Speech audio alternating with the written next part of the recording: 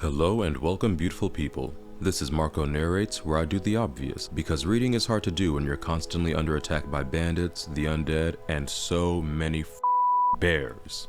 Today I'll be reading the notes of Daynas Valen, a dead elf whose journals I have also read in a previous video, linked in the description if you're interested.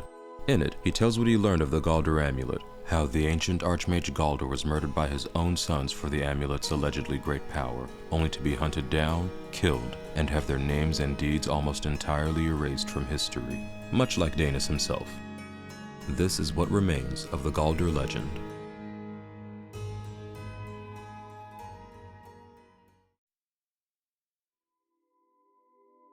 How to summarize a lifetime of research. So little of what I have learned matters now. The petty politics of ancient times, the age-long campaign to wipe out all mention of the Gauldur name. I know not what awaits us within Folgunthur.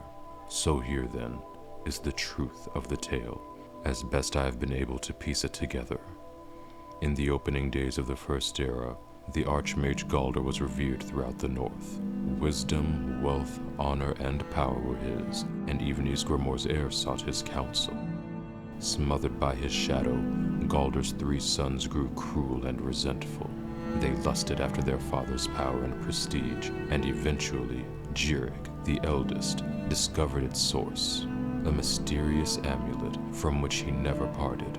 Together, they conspired to murder their father in his sleep and divide his amulet between them. And so it was done. Consumed by their newfound power, the brothers laid waste to the surrounding villages. So great was the carnage that the High King himself intervened, sending a company of battle mages led by Archmage Geirmund to subdue the brothers. And after a devastating battle, the 3 fled the field.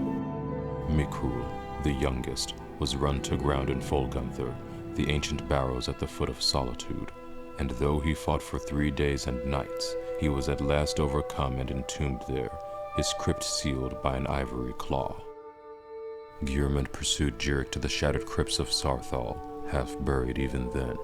10 veteran wizards fell before Jirik's elemental magic, but he could not overcome them altogether. He too fell, and was sealed within the ruined city. And at last, Sigdus was cornered in the southernmost reaches of Skyrim.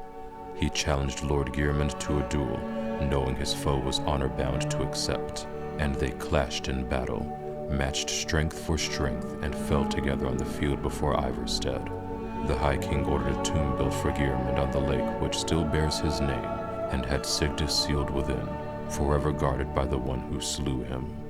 Gauldur himself was interred in a cave not far from where his tower once stood, in the place called Reachwater Rock, and when it was done, King Harald issued an edict. The name and deeds of Gauldur and his sons were to be expunged from every record, every chronicle. Under pain of death, no word of them was to be spoken, lest any try to recover the amulet that had been sealed at so great a cost. And so it was done, but a little survived the ages. Enough. 4,000 years have passed, and the tombs remain sealed. The fragments of the Gauldur amulet lie within. Since the day I first heard the rumor, I have felt its power, calling to me, pulling at me. I will be the one to reclaim it, restore it, bear it out into the world once more. I must have it. I must.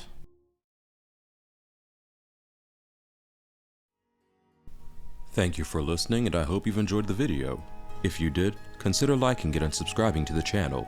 Share it with your friends, share it with your enemies, and let me know in the comments if you are as underwhelmed by the Gauldur Amulet as I was in my first playthrough.